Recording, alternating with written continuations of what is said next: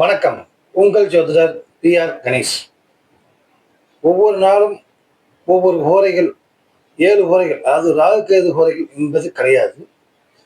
சூரியன் முதல் செவ்வாய் வரை உள்ள ஹோரைகள் ஒவ்வொரு நாளைக்கு நம்ம பார்த்தோம்னா, அன்னைக்கு 6 to 7 காலையில பார்த்தீங்கன்னா, அன்னைக்கு என்ன கிழமையோ அந்த கிழமைக்கு அந்த ஹோரையா மாறும். அப்படி ஹோரைகளை மாறும்போது நம்ம என்னென்ன வேலைகள் செஞ்சோம்னா என்னென்ன நடக்கும்ங்கிறது இப்ப பார்ப்போம். இப்போ பொதுவாகவே ஞாயிற்றுக்கிழமை சூரிய ஹோரைகள் அது 2 தடவை வரும். சூரிய உரை காலையில 6 to 7 வரும், நைட்டு 8 to 9 வரும். பொதுவாகவே எல்லா ஹோரைகளுமே அந்தந்த கிழமையில சூரிய உரைனாலும் சரி, சந்திர உரைனாலும் சரி, எப்பவுமே காலையில 6 to 7ம், இரவு 8 to 9ம் அந்த உரையை திரும்ப வரும்.